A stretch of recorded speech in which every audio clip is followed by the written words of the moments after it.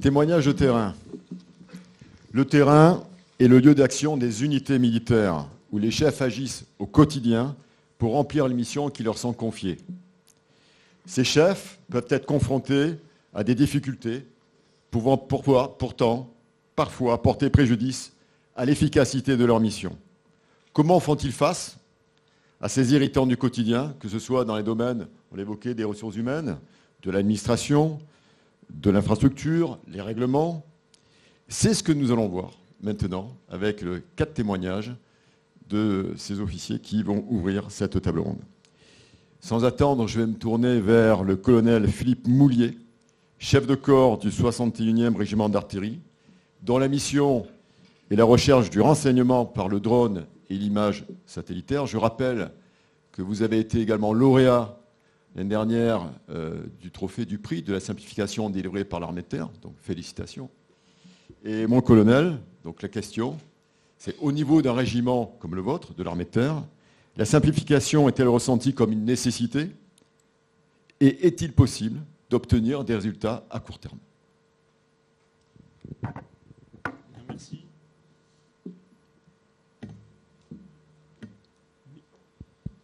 Vous m'entendez? Très bien, oui, je commencerai en confirmant et en attestant le ressenti d'une complexité croissante qui est ressentie vivement par la base et dénoncée par la base bien souvent, bien qu'elle en soit elle-même finalement la première victime en subissant les effets d'inhibition dans l'action. Alors 2 illustrations sur ce ressenti pour commencer. D'abord la pression normative, l'embolie réglementaire dont tout le monde parle, que tout le monde connaît, qui sont vivement dénoncées par la base. Et pourtant, tout se passe comme si collectivement nous étions portés à identifier les contraintes, les limitations, les interdictions, avec parfois pour effet chez certains que tout devient compliqué, plus rien n'est possible. Et à chaque fois qu'on a effectivement une idée, quelqu'un lève la main avec un oui mais qui nous ralentit. Deuxième illustration, la lourdeur de la coordination entre les différents acteurs qui sont impliqués parfois même pour des actions très simples. C'est le résultat de la complexité de notre organisation réelle qui fait qu'il faut synchroniser les effets, les moyens, les acteurs, les concurrents. Et tout se passe comme si chacun, là encore, finalement se donnait un préavis supplémentaire en étant lui-même la cause parfois de la complexité. Alors le résultat sur ce ressenti, c'est qu'on a développé collectivement, me semble-t-il, la peur de l'ambition, de sa propre ambition, l'ambition de ses chefs, l'ambition de ses subordonnés, l'ambition de son voisin, parce qu'on identifie tout de suite qu'il va falloir aller à la conquête d'un visa, à la conquête d'une ressource, et ça va être compliqué. Alors face à ça, oui, des résultats possibles sont à notre portée et rapidement. Dans mon régiment, nous avons cherché un moyen pratique pour un résultat très concret visant à faire en sorte que nous passions moins de temps à dire ce qu'on allait faire et comment on allait le faire, et plus de temps à le faire. Alors j'ai choisi un point d'application très emblématique pour cette démarche, la note de service. Alors pourquoi la note de service ? Parce qu'elle est assez incontournable dans notre système, parce qu'elle incarne bien la complexité ONI quand elle est trop longue, et puis parce que nous en sommes responsables. C'est nous qui les écrivons, donc on est effectivement les premiers responsables de cette complexité. Et donc l'objectif, c'était de faire en sorte qu'elle soit moins nombreuse et moins longue. Alors comment a-t-on fait? On les a calibrées tout simplement pour qu'elles se limitent bien souvent à 2 pages, précisant qui, quoi, où, quand et pourquoi. Mais surtout pas ni le comment, ni la règle. Alors on a écarté le comment, on s'est reporté en fait sur les cahiers d'ordre tout simplement, et puis on s'est reporté aussi sur des outils numériques en communauté de travail qui permettent d'avoir des outils de gestion de la ressource par exemple, partagés avec les unités, les services, les soutiens, avec donc une gestion dynamique mais qui ne rentre plus dans le cadre des notes de service. Et puis on a écarté le rappel de la règle également, parce que bien souvent on rappelle la règle en annexe, la règle de sécurité de ceci, de cela, c'est souvent fait pour se couvrir. Alors il ne s'agit pas de négliger la règle, on les a rassemblées dans des procédures organiques permanentes qui sont elles aussi hébergées sur cette communauté de travail. Et il ne s'agit plus que de s'y référer, d'y renvoyer sans les rappeler de manière systématique. Et donc ça permet effectivement de résumer, de réduire considérablement le volume et la longueur des notes de service.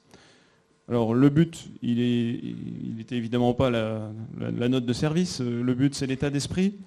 Et mon objectif c'était de produire un effet sur la psychologie collective, responsabiliser les commandants d'unité pour qu'ils comprennent qu'ils sont les premiers responsables et uniques responsables de l'exécution de la conduite de leur action à leur niveau, que les services soient eux-mêmes recentrés sur leur tâche de prescripteur, leur tâche de contrôleur, sans rentrer dans le détail du comment et de l'exécution, parce qu'ils étaient devenus au fil de l'eau un peu des super exécutants, rentrant dans le détail de l'exécution et infantilisant les unités.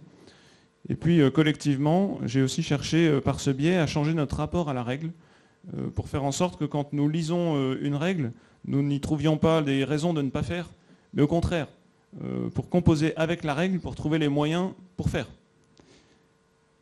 Alors, ces résultats rapides, ils sont ce qu'ils sont, ils sont réels, je le crois. Néanmoins, on peut aller plus loin. Je crois qu'il faudra encore aller plus loin. Je vois trois axes. D'abord, l'embarquement et notamment des soutiens. Je crois que collectivement, il sera nécessaire que nous commutions d'une culture des contrats à une culture de la mission et de l'intention. Parce que ce qui fait qu'on gagne du temps, c'est effectivement quand on a une intention fédératrice et qu'ensuite les modalités se déclinent dans le détail, dans chaque tuyau. Ensuite, il faudra du temps. Je crois qu'on a affaire à un problème d'ordre générationnel. L'inhibition est vraiment profonde. C'est aussi mon témoignage de terrain. Voilà, il faudra de très nombreuses années pour travailler ce sujet. Et puis, je crois que le problème est global. Il faudra donc aussi une approche globale, parce que ça ne concerne pas que les armées, ça ne concerne pas que le ministère. Je crois que le problème est social. Il faut peut-être questionner notre rapport à la règle, et plus encore à la conformité à la règle. Effectivement, pour avoir des chefs créatifs sur le plan tactique, il faut en fait ne pas être prisonnier de la règle. Voilà. Très bien, merci beaucoup pour ce témoignage. Je vais maintenant laisser la parole au colonel Éric Natchez, commandant adjoint de la base de défense de Gand-Arger-Saumur. Bon, colonel, votre base de défense, comme d'autres bases de défense, fait l'objet d'une expérimentation, le choc de simplification infrastructure depuis maintenant bientôt 1 an. Vous allez nous expliquer en quoi elle consiste et quels sont aujourd'hui un peu le bilan que vous tirez de cette expérimentation. Sur le bouton. C'est déjà pris, je pense. Bouton rouge. Les objectifs de cette expérimentation de simplification, d'abord redonner de l'autonomie et de la responsabilité aux chefs de corps. Donc le cadre de cette expérimentation, je vois trois thèmes. Un, le code des marchés publics. On doit respecter des marchés à bon de commande, donc la loi est difficilement contournable. Le code du travail, vous le savez, une échelle, ce n'est pas un lieu de travail, il faut des échafaudages. Donc le travail en hauteur nécessite des moyens que les régiments n'ont plus. La formation du personnel également. Pour changer une ampoule chez soi, c'est très facile. Dans un régiment, il faut avoir reçu une formation. Donc effectivement, ce n'est pas simple. Et la sécurité et la santé du personnel, c'est une obligation légale. Troisième frein, je dirais, c'est les budgets, évidemment. Les budgets, ils arrivent par le haut, c'est-à-dire l'EMA, le SICOS, la BDD, la formation. Et ces budgets sont fléchés, c'est-à-dire qu'on donne au COM BDD 650 000 € pour les CVPO, 4,5 millions d'euros pour le MEC, 1 million d'euros pour le TAM, 650 000 € pour le poignet de porte, et 350 000 € pour l'EAL, les ensembles alimentation loisirs. C'est-à-dire qu'au final, il n'y a pas de liberté d'action ou de marge de manœuvre, que ce soit au niveau du COM BDD, et c'est encore pire au niveau du commandant de la formation. Donc bien souvent, il y a un sentiment de renoncement au niveau de la formation et du chef de corps. Alors, quelle est la solution qui a été mise en œuvre? C'est une solution assez simple. C'est faire arriver le budget par le bas, en donnant 50 000 € à chaque chef de corps du 2e régiment de dragons, du 2e RIMA et du 6e RG. Alors les résultats, une meilleure réactivité dans l'entretien courant. Changer une ampoule après avoir été formé, c'est plus un problème. Peindre son bureau sans demande de sillage, c'est possible également. Donc on a retrouvé de l'autonomie. Le chef de corps peut résoudre ses irritants par lui-même. Donc on l'a responsabilisé. Donc on a atteint le deuxième objectif de cette expérimentation. Et également, on a pu renforcer le dialogue avec l'USID dans la répartition des travaux. Et à chaque fois, évidemment, quand le chef de corps veut faire des travaux à sa main, dans son régiment, il demandait l'avis et les conseils techniques de l'USID. Et on recentre aussi l'USID sur son cœur de métier, qui est l'ingénierie de la maintenance et le maintien en condition. C'est-à-dire que l'USID fait des CVPO et du maintien en condition et ne change plus les ampoules. Et je pense aussi, ce qui est très important, c'est que l'entretien courant, l'entretien du casernement, c'est du ressort de la formation. Voilà, je dirais que c'est un acte de combat. Je suis génie légion. Voilà, donc on dit que les légionnaires, quand ils ne combattent pas, ils bâtissent. Et ça doit être vrai pour tous les soldats. Leur casernement, c'est leur maison. Donc il est inadmissible qu'un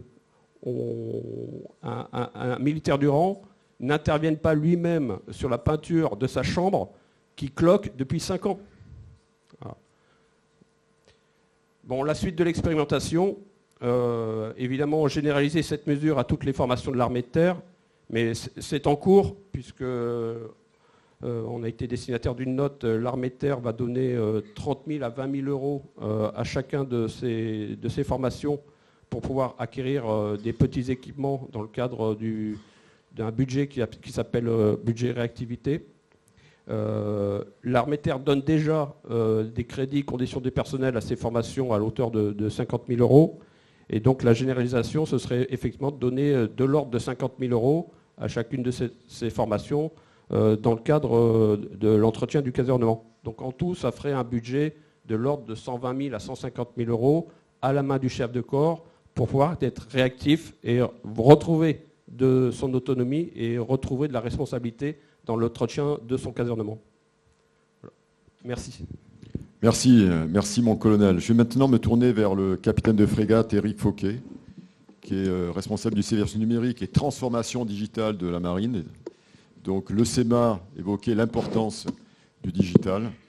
Donc justement, dans le cadre de la transformation numérique exercée par la marine, vous vous préparez à mettre en œuvre un nouveau système d'information pleinement opérationnel, le système Aubert.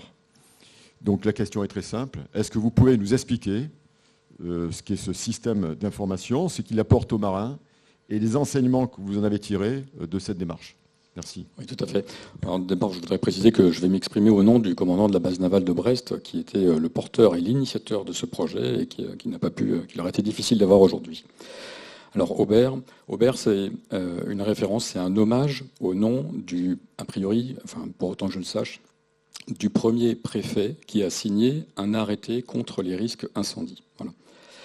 Dans les faits, il s'agit de rénover le travail notarial qui accompagne tout le travail des préventionnistes au sein des bureaux de prévention, maîtrise des risques, environnement et incendie de l'arrondissement maritime de Brest en l'occurrence. Il s'agit de passer du tout papier qui avance pas à pas au tout numérique qui avance sans rupture au profit de tous les acteurs de la chaîne. Alors pourquoi ce système d'information Aubert ? Jusqu'en 2020, le bureau PMRE de Brest travaillait comme tout le monde en analogique avec des Velleda, des classeurs, du papier, communiquait avec beaucoup de moyens, des mails, des messages, des appels téléphoniques avec tous les intervenants de la chaîne PMRE. Au résultat, ce bureau stockait 80 classeurs de rapports qu'il était évidemment difficile de relire, de consulter avant de préparer la suite des investigations. La deuxième chose, c'est qu'il était difficile également d'aider les gens à construire des plans d'action, parce qu'il n'y avait pas chaque PMRE, enfin chaque bureau avait ses propres méthodes. Et enfin, il était également difficile de partager ces informations. Je ne reviens pas sur le fait que les circuits de visa étaient en eux-mêmes déjà très longs. Tout ça, au final, ça faisait un système qui avançait à une vitesse qui n'était plus acceptable. Et donc, au sein du bureau PMRE, il s'est trouvé un préventionniste, un jeune officier marinier, qui s'est engagé résolument dans une démarche en disant on doit moderniser notre manière de travailler, on veut faire plus simple. Et évidemment, lui voyait tout de suite l'intérêt du numérique également, en se disant il nous faut un système d'information contemporain, quelque chose qui nous garantisse du partage, de la traçabilité, une gouvernance maîtrisée, etc. Et donc, on a défini le pourquoi, maintenant le comment. Comment obtenir ce système d'information ? Eh bien, il s'est rapproché d'une structure qui s'appelle le laboratoire numérique de Brest. Le laboratoire numérique, c'est une petite entité chargée de développer des applicatifs métiers qui a été construit à l'initiative justement de l'actuel commandant de la base navale de Brest. Et cette entité qui rassemble quelques développeurs professionnels et puis des jeunes étudiants est chargée de développer des applicatifs proches des marins, des métiers et des cas d'usage. Et selon évidemment des méthodologies agiles. Cette entité, elle a été soutenue par la marine après son étude sur les capacités numériques qu'elle devait détenir, une étude qui a été faite en 2021 et qui préconisait un de ces leviers, de mettre en œuvre des structures justement capables de résoudre des problèmes et de dégager des marges de manœuvre. Donc on était bien dans le bon fil de cette action. Et au contact de ces développeurs, donc ils ont réalisé d'abord l'étude du besoin. Ils ont étudié donc l'ensemble des procédures, enfin tout ce qui est processus. Ils ont étudié quelles étaient également, par exemple, les recommandations qui étaient prescrites, de façon à pouvoir en faire une base de données. Ils ont isolé 200 prescriptions qui permettent de construire des plans d'action références. Et donc, au terme de quelques mois de développement, eh bien, le système d'information Aubert est né. Aubert disponible sur Intradef. Alors Aubert, c'est quoi ? Dans les faits, c'est simplement une base de données partagée qui permet évidemment d'être consultée par plusieurs personnes, qui offre un agenda commun, pas seulement, donc une possibilité de coordonner l'action évidemment des différents acteurs. Ça offre tout ce qu'on peut attendre d'un système d'information, c'est-à-dire un workflow dans les signatures, et puis surtout une facilité à la fois pour rédiger les rapports d'inspection des locaux, et puis ensuite les consulter plus tard. Pour vous donner une idée, les locaux dont sont chargées les personnes du bureau PMRE de Brest, c'est 85 locaux destinés à accueillir du public et 480 bâtiments à usage professionnel. Donc vous voyez que pour 3 ou 4 personnes, c'était plutôt compliqué. Et donc ce système d'information a été construit. Et quels bénéfices on en a retiré ? Enfin, ils en ont retiré. Eh bien, le premier, évidemment, c'est que toutes les tâches étant facilitées, reposant sur un support, évidemment, le travail a été simplifié. Et un travail notarial simplifié, ça permet de dégager du temps pour la réalité du travail du préventionniste, qui est l'inspection des locaux, et la réflexion sur le plan d'action qu'on doit mener. Le deuxième bénéfice, c'était d'avoir une vision de bout en bout du processus, qui n'existait pas jusqu'à présent, pour tous les acteurs, tous ceux qui souhaitent se connecter sur la plateforme. Et cette vision de bout en bout, elle permet de surveiller le plan d'action, évidemment, donc de mieux décider vraisemblablement. Et puis enfin, il y avait un petit but caché, c'est que ce système d'information, il nous permet de construire une donnée structurée. On construit en fait une base de données qui est réutilisable pour un deuxième emploi, qui n'est peut-être pas encore défini aujourd'hui, mais sur lequel on commence déjà à travailler. Voilà. Donc, après ce développement, quand on l'observe, on tire un bilan, on se dit, finalement, Aubert, un outil numérique, d'accord, un résultat de simplification pour les marins, c'est vrai, mais c'est plus que ça. C'est également l'occasion de travailler sur la rénovation de nos organisations et de nos processus pour être à la hauteur de nos enjeux, j'ai envie de dire. Et puis c'est également l'occasion de construire des données qui seront valorisées. Au final, c'est un investissement qui est plutôt rentable pour la marine. Voilà. Merci. Merci beaucoup, commandant, pour cet exposé sur l'intérêt effectivement du numérique. Nous allons conclure cette table ronde avec vous, colonel Anne-Laure Michel. Vous êtes commandante de la base de défense d'Istres-Salle-Orange, une très belle base de défense dans le sud de la France. Et vous commandez également la base aérienne Saint-Vincent d'Istres, Donc la question, évidemment, porte sur la base aérienne, qui est très engagée sur à la fois les opérations des armées, vous avez la dissuasion nucléaire, vous avez la PPS, vous supportez également la majorité des opérations extérieures, mais aussi vous êtes en pleine transformation afin de devenir le principal hub aérien militaire en France. Donc en fait, sur quel axe de simplification avez-vous porté vos efforts ? Alors, il me semble d'abord utile de planter le décor en expliquant rapidement la spécificité d'une base aérienne et celle d'Istres en particulier, comme ça a été dit, très engagée dans les opérations des armées et qui est souvent qualifiée de hors norme, ce qui ouvre un champ important dans le domaine de l'innovation et de la simplification.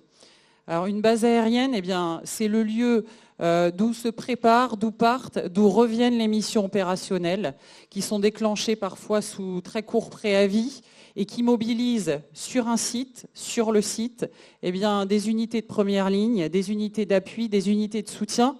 Et donc, il est important que ce personnel eh bien, ne soit pas pollué dans son quotidien par un environnement qui n'est pas adapté à la réalisation de ses missions.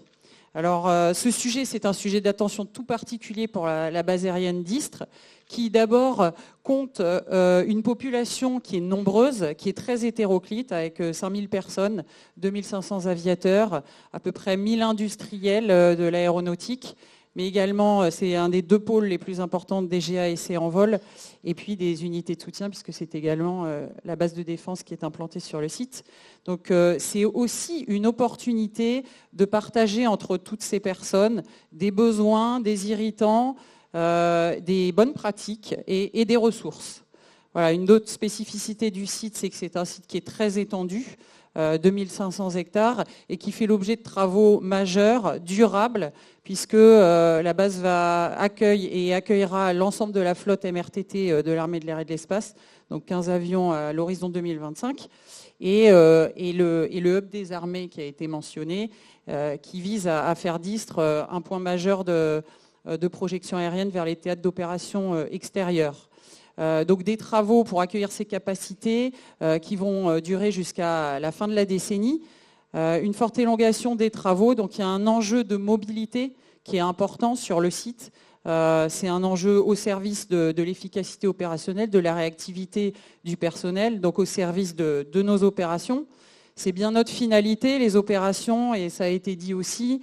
On a 2 postures permanentes, H24, 7 jours sur 7 sur la base, la dissuasion, la PPS.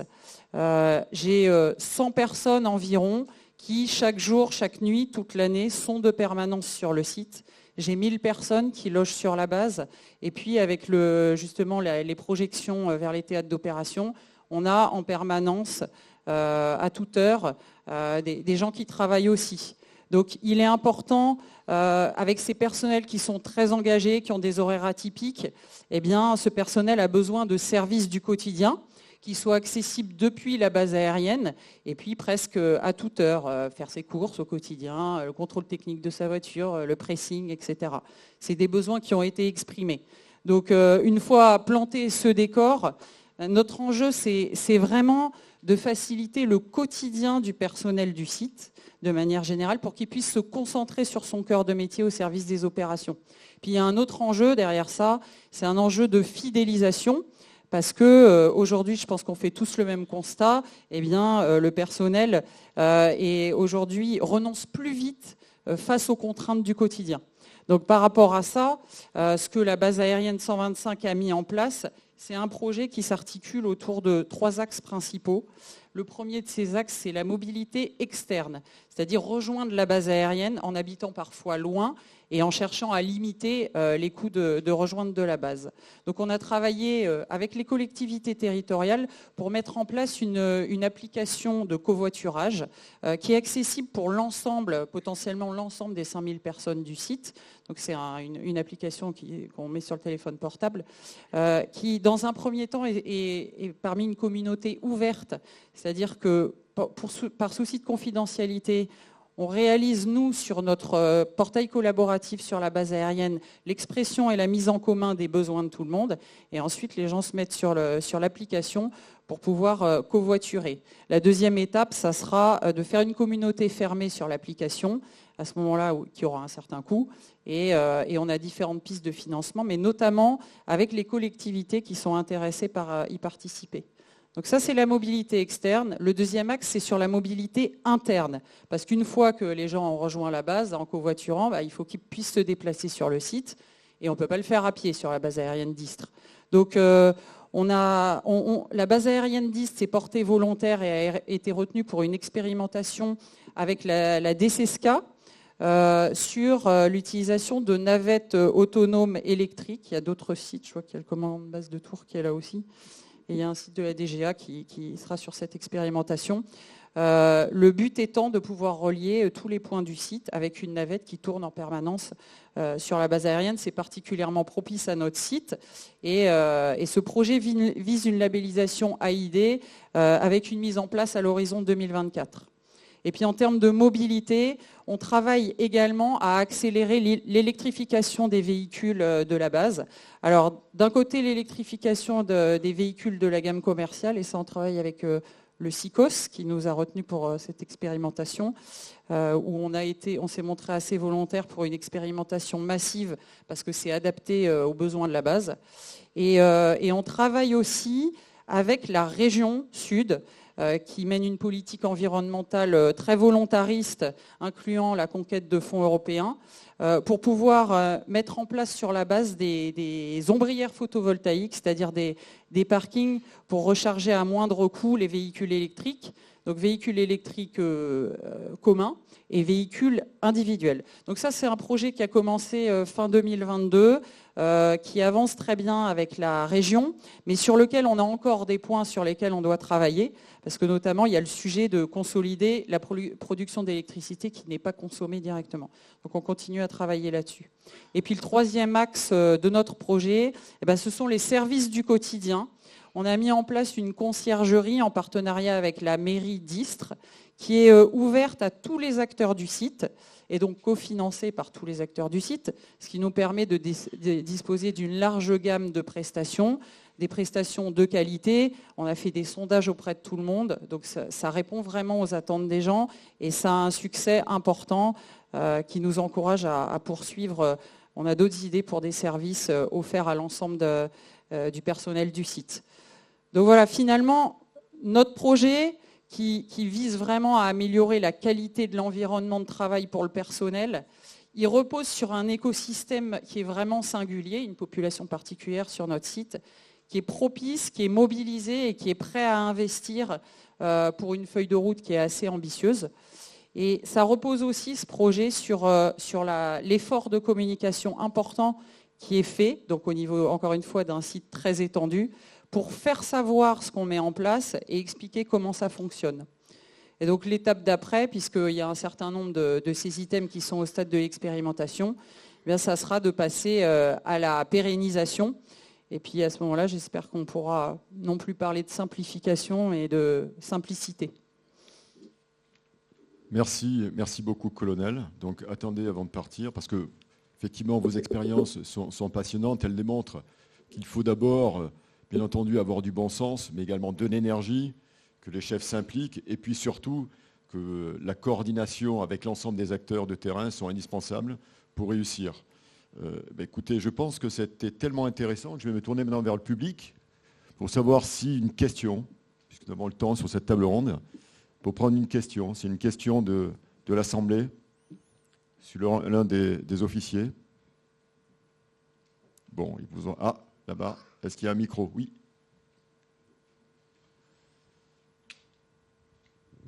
Est-ce qu'on peut... Attendez, j'arrive. Je viens avec vous. Je viens directement vous voir. Voilà. Allez-y. Vous me rendez. Merci beaucoup. J'avais une question pour la commandante Anne-Laure Michel.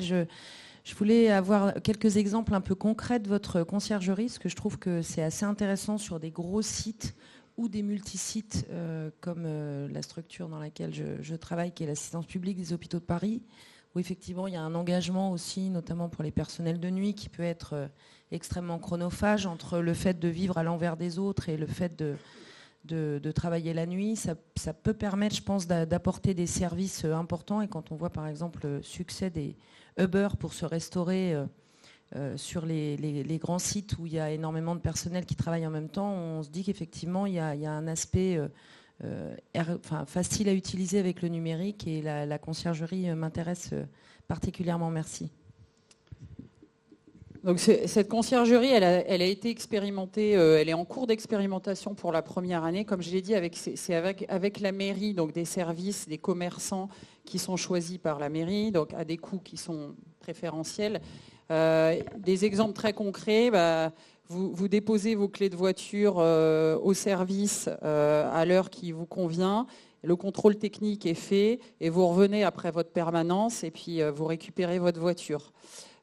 Au départ, on a expérimenté ça uniquement la base aérienne, avec un budget qui était ce qu'il était, et on a fait une communication auprès des autres acteurs du site, donc DGA, le GSBDD et les industriels, notamment Dassault, qui avait sa propre conciergerie qui est à l'échelle nationale, et qui a vu par le bouche à oreille que les prestations, encore une fois, étaient de qualité, et a convaincu sa direction Dassault pour dire nous, on préférerait se pluguer sur la conciergerie de notre site.